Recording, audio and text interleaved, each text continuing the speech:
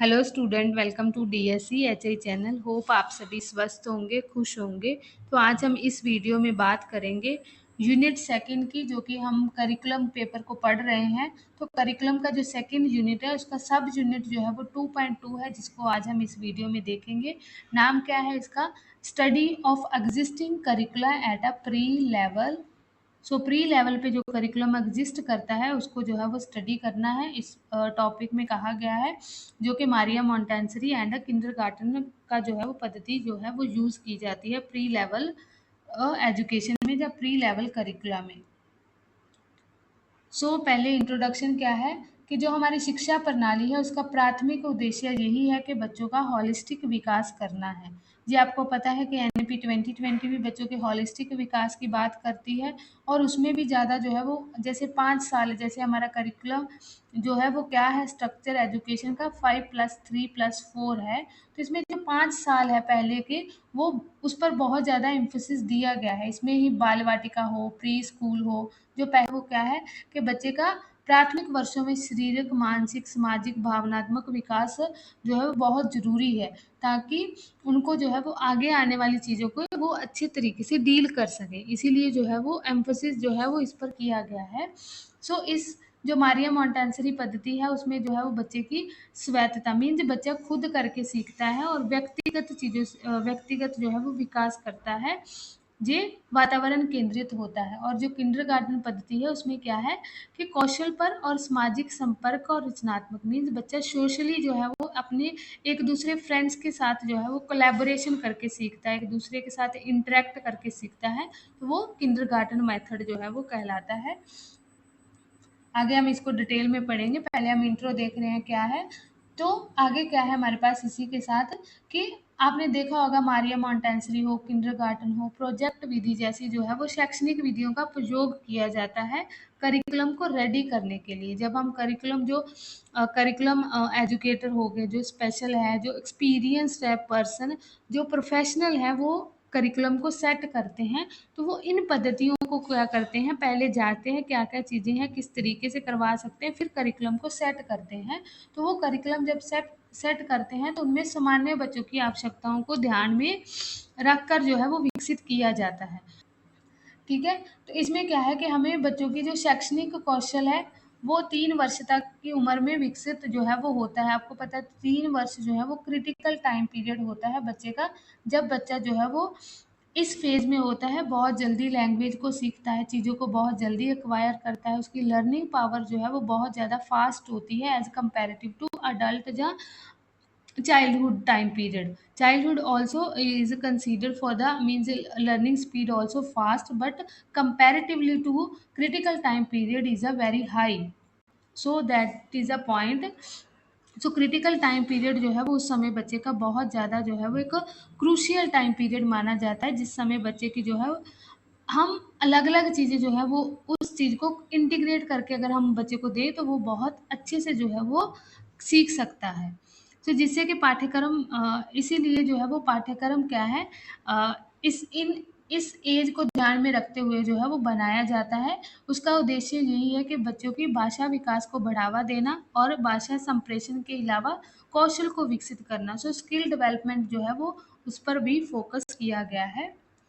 Next जो हमारे पास existing curriculum है, ठीक है, प्री प्राइमरी लेवल पे, तो वो हम देखें, जैसे मैंने आपको बताया कि स्पेशल बच्चों को ध्यान में नहीं रखा जाता, उसमें नॉर्मल बच्चों को ध्यान में रखकर बनाया जाता है।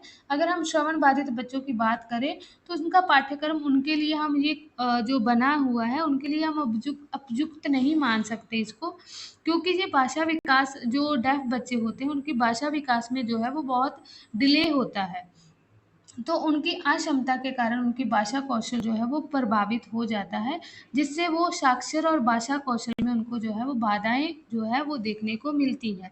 और इन बच्चों के लिए संप्रेषण कौशल और प्राणी उनके लिए इन बच्चों के लिए जो है वो क्या है, संप्रेषण कौशल और वाणी प्रशिक्षण की जो है वो आवश्यकता होती है।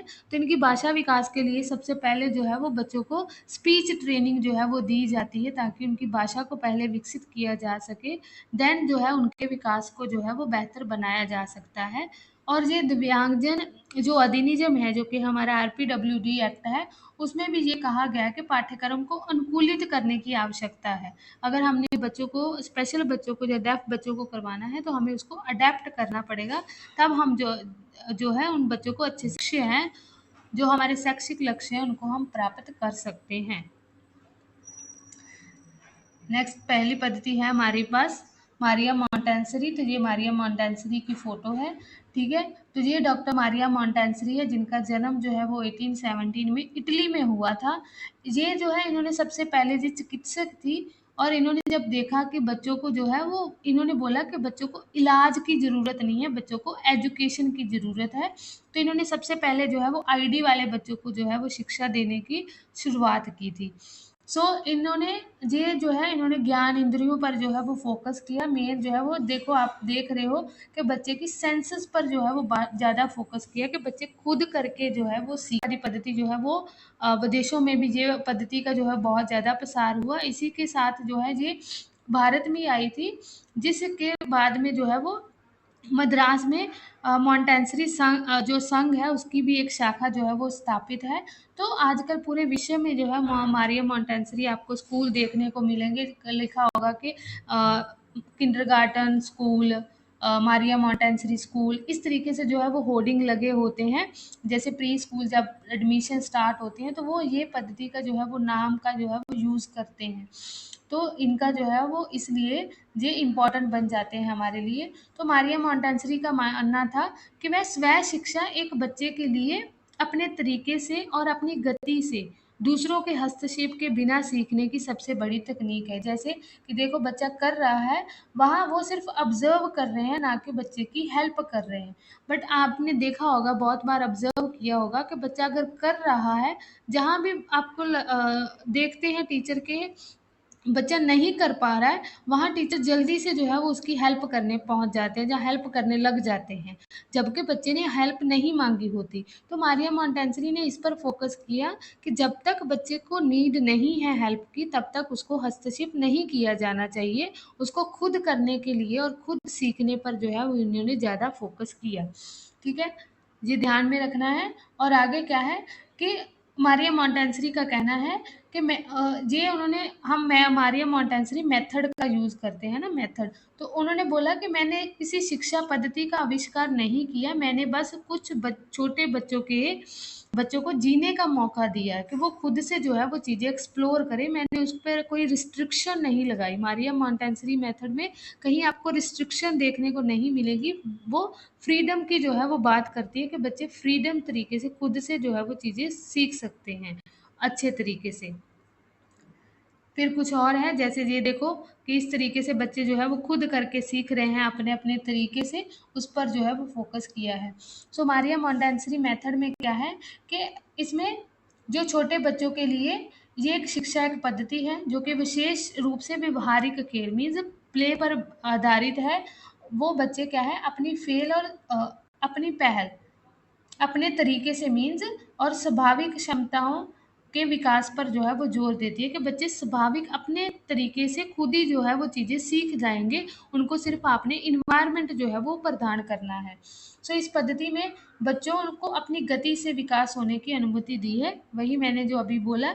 तो मीन्स शिक्षकों को उसके बाल विकास की एक नई समझ जो है वो प्रदान की है। तो मीन्स शिक्षकों को, के शिक्षक जो जैसे जल्दी से उन बच्चों की हेल्प करने लग जाते हैं, उनको जल्दी से हस्तक्षेप करने लग जाते हैं। तो उनके लिए एक ये चीज़ दी है कि जिस बच्चों को खुद से करने के लिए देना है, ना कि आपने उनको पहले जहाँ आपने हस्तक्षेप करना है, आपने उनको हेल्प करनी है, इस तरीके से इन्होंने कोई बात नहीं की है।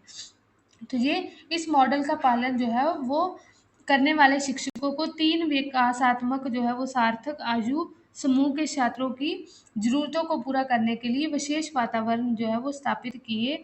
मीन्स अलग-अलग रूप से जो है वो एक एनवायरनमेंट जो है वो प्रदान किया गया। इन्होंने जो है वो बच्चों को एजुकेशन देने के लिए ग्रुप्स में जो है वो 3 ग्रुप्स जो है वो बनाए थे, जो कि मिक्स्ड ग्रुप थे, कोई ये नहीं था।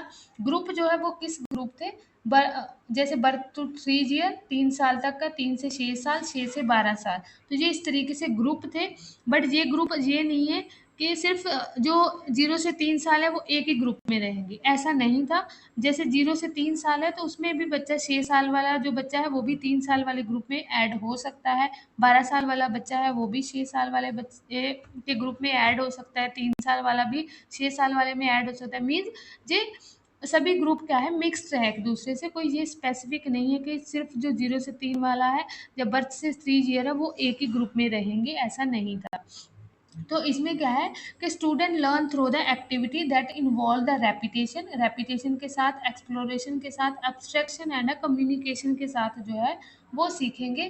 तो ये आपने यहाँ ये हिंदी में और इंग्लिश में मैंने दोनों में दिया है, ठीक है।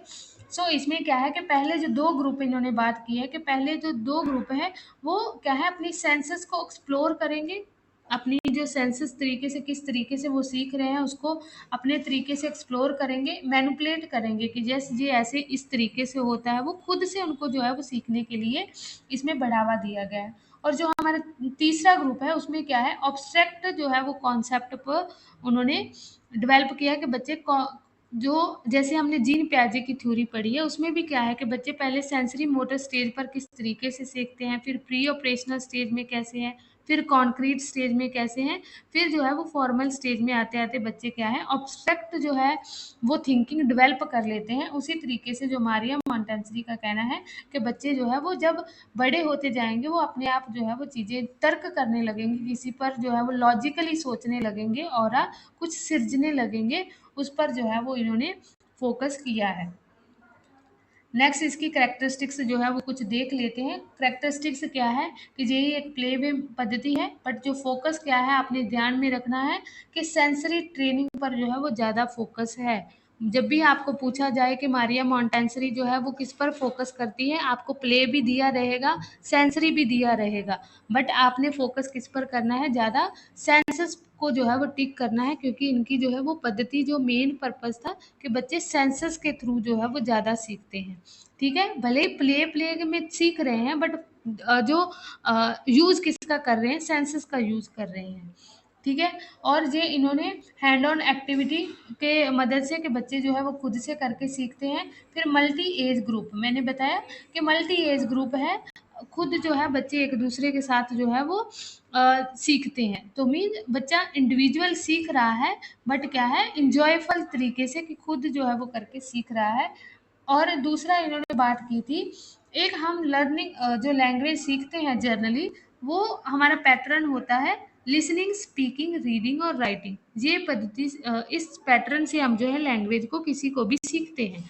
बट जो मारिया मोंटेसरी है उनका कहना था कि हम लिसनिंग ठीक है, स्पीकिंग भी हम उसी तरीके से करेंगे, बट जो राइटिंग है उसको जो है वो रीडिंग के पहले आ जाना, पहले सिखाना है हमें। तो मीन्स ये लिसनिंग, स्पीकिंग और राइटिंग को पहले और बाद में जो है वो रीडिंग पर फोकस करते हैं। कि means reading, Montessori suggest that writing should be start before the reading. तो रीडिंग के पहले जो है वो राइटिंग जो है वो आनी चाहिए, इस पर फोकस किया है मारिया मोंटेसरी ने।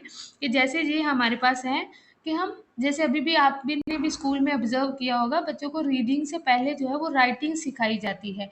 जैसे बच्चों को लिखना सिखाया जाता है कि जैसे standing line, standing line, standing line के बाद बच्चा जो है वो स्टैंडिंग लाइन खींचता है, फिर टीचर सिखाता है स्लीपिंग लाइन, ठीक है। तो जैसे ये स्टैंडिंग लाइन बच्चे ने खींची, स्टैंडिंग लाइन, फिर उनको बोला जाता है स्लीपिंग लाइन, फिर 2 स्टैंडिंग लाइन, फिर स्लीपिंग लाइन, फिर उनको बोला जाता है स्लांटिंग लाइन, स्लीपिंग लाइन। तो इस तरीके से जैसे कि फिर उनको बोला जाता है कि एल फॉर लायन, ठीक है, H for hen, A for Apple. तो मीन पहले बच्चे ने लिखना सीखा और बाद में रीडिंग करनी सीखी। ये जो है वो मारिया मोंटेसरी मेथड ने कहा है इसमें। इसके कुछ प्रिंसिपल है। प्रिंसिपल क्या है कि सेंसरी ट्रेनिंग पर फोकस किया है, बच्चों को फ्रीडम पर फोकस किया है और उनको सेल्फ डायरेक्टर के बच्चे खुद से स्वैत करके सीखते हैं, जहाँ मांसपेशियां मीन मसल पर फोकस किया है, और आत्म विकास पर मीन सेल्फ डेवलपमेंट पर फोकस किया है, and hand on learning activity पर जो है वो फोकस किया गया है। ये इसके कुछ प्रिंसिपल है, इसको ध्यान में रखेंगे। जैसे लिमिटेशन क्या है कि इसमें क्या है, मारिया मोंटेसरी जो पद्धति है उसमें मेथड क्या है कि ये सभी के लिए हम सूट नहीं कर सकते, कि मीन्स हम ये नहीं मान सकते कि सभी छोटे बच्चों के लिए मारिया मोंटेसरी पद्धति सही है या उनके लिए एप्लीकेबल है।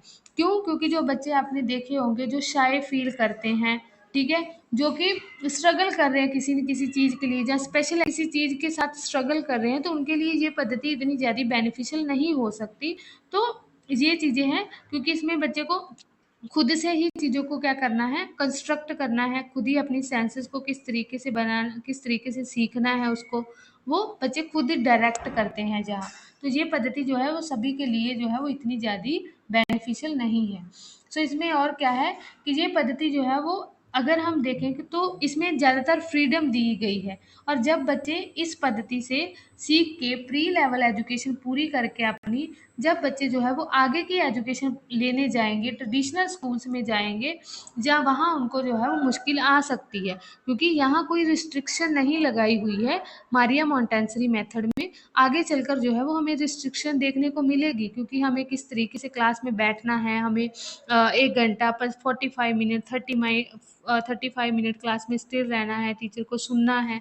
तो वो वो क्या है, हमारे पास रिस्ट्रिक्शन है, कुछ बाधाएं जो है वो आपको, मीन बाधाएं नहीं कह सकते कि मीन्स हमें एक करिकुलम जो है वो सेट मिलेगा, हमें उसके अकॉर्डिंग फॉलो करना पड़ेगा, जो कि मारिया मोंटेसरी में किसी करिकुलम को फॉलो नहीं करते हैं। ये भी इसकी जो है वो एक लिमिटेशन आ जाती है, ये ध्यान में रखेंगे आप। और कुछ लिमिटेशन है कि इसमें जो फोकस किया गया है कॉन्क्रीट प्रैक्टिकल स्किल्स पर ज़्यादा फोकस किया गया है, जिससे बच्चे जो है वो आइसोलेटेड फील कर सकते हैं, ठीक है, मीन्स उनको बुक्स के साथ जो है वो ज़्यादातर इन्वॉल्व नहीं है, जहाँ उनको ज़्यादातर चीज़ें जो है वो उनको प्ले की मदद से सेंसेस पर जो है वो ज़्यादा फोकस किया गया है। तो इसलिए ये भी चीज़ें जो है वो इसके लिए लिमिटेशन के अंतर्गत आती है। फिर ये सेल्फ डायरेक्टेड है और ऑडिटरी पर ज़्यादा फोकस है, मीन्स जो श्रवण बाधित बच्चे हैं उनके लिए ये बेनिफिशियल नहीं होंगी, क्योंकि ये ज़्यादातर ऑडिटरी पर फोकस है। और सेल्फ डायरेक्टर है तो आपको पता है डेफ बच्चों के लिए तो आपको किसी ना किसी तरीके की गाइडेंस देनी ही पड़ेगी, तभी बच्चों की जो है वो चीज़ें डेवलप होगी, ठीक है, ये भी इसकी जो है वो लिमिटेशन है। नेक्स्ट हमारे पास है किंडरगार्टन मेथड। सो किंडरगार्टन मेथड जो है ये फ्रॉबल है, जो कि फादर ऑफ किंडरगार्टन मेथड भी इनको कहा जाता है। तो ये जो है वो किंडरगार्टन मेथड क्या है कि जर्मन भाषा का शब्द है, जिसका मतलब है, ये दो है, किंडर और गार्टन। किंडर का मतलब होता है चिल्ड्रन और गार्टन का मतलब क्या होता है, गार्डन, ठीक है, मीन्स बच्चों का गार्डन। तो इसमें क्या है, फ्रॉबल ने जो है वो बच्चों की तुलना जो है वो पौधे के साथ की है, और शिक्षक की तुलना जो है वो माली के साथ की है, कि जिस प्रकार से माली जो है वो उद्यान में पौधे की देखरेख करके उसकी स्वाभाविक वृद्धि में सहायता देता है, उसी प्रकार से शिक्षक जो है वो विद्यालय में अ, बच्चों को उपयुक्त वातावरण का निर्माण करके बालक के स्वाभाविक विकास को जो है वो योगदान देता है। ये जो है वो फ्रॉबल का कहना था कि बच्चे जो है वो एक पौधे की तरह होते हैं और शिक्षक जो है वो माली की तरह है। इस पिक्चर से आपको थोड़ा क्लियर और हो जाएगा कि किस तरीके से जो है वो बच्चे जैसे खेल रहे हैं, शिक्षक जैसे जैसे माली पौधों को पानी डालता है, उसी तरीके से जो है वो इन्वायरमेंट जो है वो इस तरीके से देना है, ताकि बच्चों का जो पोटेंशियल डेवलपमेंट है उसको किया जा सके, ठीक है। जी, मैंने आपको बताया कि ये प्ले बेस्ड लर्निंग है, ठीक है। अगर प्ले बेस्ड आपको किंडरगार्टन के साथ आता है तो वहाँ आप टिक करेंगे, ठीक है। अगर आपको मारिया मोंटेसरी में सेंसस प्ले दिया हुआ है तो वहाँ आप सेंसस को जो है वो ज़्यादा एम्फेसिस देंगे, ठीक है। इसमें क्या है हमारे पास कि इसमें विदाउट स्ट्रेस है, किसी प्रकार का स्ट्रेस नहीं देना है, नेचुरल इन्वायरमेंट में जो है वो बच्चों को सिखाना है प्ले वे मेथड की मदद से। और जो फ्रॉबल है वो फादर ऑफ इस मेथड के फादर माने जाते हैं। और ये किंडर और मतलब होता है चाइल्ड, एंड गार्डन का मतलब क्या है, गार्डन। और ये क्या है, एक means garden of childrens playground. So बच्चों के खेल का मैदान जो है वो इस पद्धति को कहा जाता है। वो मेथड्स हैं, जैसे प्ले बेस्ड लर्निंग है, एकेडमिकली जो है वो बच्चे रेडी हो जाते हैं। इसमें जो है अपने ध्यान में रखना है कि चिल्ड्रन जो है वो फ्री फ्रॉम हैप्पी इन्वायरमेंट भी बच्चे हैप्पी इन्वायरमेंटली सीखते हैं। और दूसरा जो है इसमें एकेडमिक रेडीनेस का मतलब क्या है कि इसमें एक स्ट्रक्चरल अप्रोच जो है वो यूज़ की जाती है, जैसे एक करिकुलम सेट किया हुआ है उसको जो है फॉलो किया जाता है, जो कि मारिया मोंटेसरी में नहीं था। ठीक है, इसको ध्यान में रख लीजिएगा। और इसमें टीचर सेंटर्ड भी आप बोल सकते हो, क्योंकि यहाँ जो है वो टीचर लीड कर रहा है लर्निंग को, किस तरीके से बच्चों को सिखाना है, जहाँ टीचर जो है वो मेन रोल अदा कर रहा है। ठीक है, जो मारिया मोंटेसरी है वो चाइल्ड सेंटर्ड है। अगर आपको पूछा जाता है कि मारिया मोंटेसरी पद्धति जो है वो चाइल्ड सेंटर्ड है या टीचर सेंटर्ड है, तो वहाँ चाइल्ड सेंटर्ड आएगा। अगर आपको पूछा जाता है किंडरगार्टन मेथड जो है वो चाइल्ड सेंटर्ड है या आपके टीचर सेंटर्ड है, तो ये आपको टीचर सेंटर्ड लिखाना है। ठीक है, किंडरगार्टन मेथड, क्योंकि ये कॉम्पिटिटिव एग्जाम में भी आपको फ्रीक्वेंटली देखने को मिलेंगे। जब आप जो है वो कोई भी स्टेट का एग्जाम दोगे, जहाँ आप सीटेट एग्जाम दोगे, तो उसमें आपको देखने को मिल सकते हैं ऐसे क्वेश्चन। सो इसमें जो है वो सेम एज ग्रुप रहते हैं, जैसे हमने उसमें देखा था, उसमें एज ग्रुप जो है वो है, उन्होंने सेट बनाए हुए हैं कि 3 ग्रुप हैं, बट वो 3 ग्रुप जो है वो एक दूसरे के साथ शफल करते हैं। ये कोई सेट नहीं है कि सेम एज ग्रुप है, बट इसमें क्या है, सेम एज ग्रुप रहेगा, प्ले बेस्ड एक्टिविटी है और सेट करिकुलम होता है। इसको आप खास ध्यान में रखोगे। बुक्स वगैरह मेथड कौन सा यूज़ करना है, गेम्स वगैरह किस तरीके की यूज़ करनी है, वो पहले से ही प्री प्लान्ड होती है, सेट की होती है। ठीक है, ये ध्यान में रखेंगे आप। नेक्स्ट इसके कुछ प्रिंसिपल है, जैसे वही प्रिंसिपल आ जाएंगे, प्ले बेस्ड है, सोशल इंटरेक्शन है, क्योंकि बच्चे जो है वो इंटरेक्ट करके एक दूसरे के साथ देख रहे हैं। जैसे आपने यहाँ देखा होगा कि बच्चे एक दूसरे के साथ इंटरेक्ट कर रहे थे। अपने यही आपने मारिया मोंटेसरी में आपको दिखाऊं तो वहाँ बच्चे जो है वो इंटरेक्ट, उनका जो है वो अपने अपने हिसाब से जो है वो सभी बच्चे जो है वो अपने अपने तरीके से सीख रहे हैं। इंटरेक्शन इतना नहीं है, बट एक दूसरे को ऑब्जर्व जरूर कर सकते हैं, बट उनका इंटरेक्शन एक दूसरे के साथ जो है वो यहाँ कम है। तो जो हमारा किंडरगार्टन मेथड है, इसमें इंटरेक्शन जो है वो ज़्यादा है, सोशली इंटरेक्शन पर जो है वो फोकस किया गया है। हम जहाँ थे। तो हॉलिस्टिक डेवलपमेंट की बात की गई है और एक्टिव लर्निंग की जो है वो बात की गई है। फिर डिफरेंस क्या है दोनों किंडरगार्टन और मारिया मोंटेसरी मेथड में? तो सबसे बड़ा डिफरेंस यही है कि इसमें जो है वो किंडरगार्टन है, उसमें करिकुलम सेट होता है, एक स्ट्रक्चर अप्रोच यूज की जाती है। वहीं मारिया मोंटेसरी में देखें तो चाइल्ड सेंटर्ड है। ठीक है, बच्चे अपने तरीके से सीखते हैं, सेल्फ डायरेक्टेड करते हैं और फ्लेक्सिबल होता है।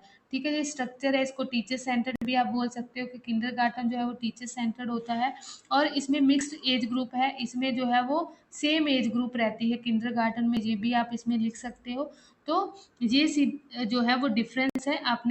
आपको डिफरेंस पूछा जाए तो आपने इधर जैसे किंडरगार्टन लिखना है और इधर क्या लिखना है, मारिया मोंटेसरी करके दोनों में डिफ्रेंशिएट करना है। जी मैंने आगे आपको क्वेश्चन भी दिया है और आप लिखोगे। ठीक है, सो कंक्लूजन क्या है हमारे पास कि किंडरगार्टन पद्धति क्या है, वही खेल आधारित है। ठीक है, और इसमें क्या है कि बच्चों को किस तरीके से चीज़ों को सीखना है और उस पर फोकस करती है और समग्र विकास पर जो है वो फोकस करती है। और मारिया मोंटेसरी उसी के कंपैरेटिव क्या करती है कि स्वतंत्र फ्रीडम तरीके से बच्चे सीखते हैं और स्वय गति से अपनी पेस से, जिस तरीके से बच्चा सीखना चाहता है, जितनी टाइम लेना चाहता है उतने टाइम में बच्चा सीख सकता है। बट हस्तक्षेप तब तक नहीं करना है जब तक बच्चा खुद नहीं चाहता कि मुझे यहाँ हेल्प की ज़रूरत है। ठीक है, विदाउट उसके कि बच्चा नहीं चाह रहा है फिर भी हम हेल्प करें, उस पर जो है वो बिल्कुल रिस्ट्रिक्टेड जहाँ मारिया मोंटेसरी में कहा गया है। ठीक है, और किंडरगार्टन पद्धति में सभी छात्रों के लिए सीखने की एक निश्चित गति होती है, मीन्स एक निश्चित टाइम पीरियड जो है वो सेट किया गया है और उसमें अपने पाठ और सीखने की एक गतिविधियों के द्वारा स्कूल द्वारा निर्धारित पाठ्यक्रम है, दिनचर्या का पालन करना है। जबकि मारिया मोंटेसरी पद्धति में कोई निर्धारित सीखने की प्रणाली नहीं है, वही कि इसमें कोई स्ट्रक्चर जो है वो कोई करिकुलम सेट नहीं है, बट जो किंडरगार्टन है उसमें एक सेट जो है वो करिकुलम फिक्स्ड मिलता है आपको। कुछ एमसीक्यू पीवाईक्यू है जो कि 2023 में पूछे गए थे, इनके आंसर आपने मुझे कमेंट बॉक्स में देने हैं। क्वेश्चन मैं रीड कर देती हूँ। फर्स्ट क्वेश्चन क्या है, मारिया मोंटेसरी जो Montessori method is a example of the child centred, क्या ये सही है कि जहाँ गलत है? इसका आंसर आपने सही गलत नंबर 1 देकर बोलना है कि सही है, जहाँ गलत है। ठीक है, इस तरीके से आपने टाइप करके मुझे कमेंट बॉक्स में इसका आंसर देना है। सेकंड क्वेश्चन क्या है कि Montessori method focus on play पर फोकस करती है, सेंसेस पर फोकस करती है, ऑडिटरी ट्रेनिंग पर या काइनेस्थेटिक पर। तो इसका आंसर भी आपने कमेंट बॉक्स में लिखना है। थर्ड क्वेश्चन है जो कि सब्जेक्टिव क्वेश्चन है, इसका आपने अपनी नोटबुक पर नोट कर लेना है। Feature of explain the feature of kindergarten curriculum, कि किंडरगार्टन करिकुलम की क्या फीचर है और how is this curriculum different from the Montessori method. So किस तरीके से मारिया मॉन्टेसरी मेथड से ये डिफरेंस है।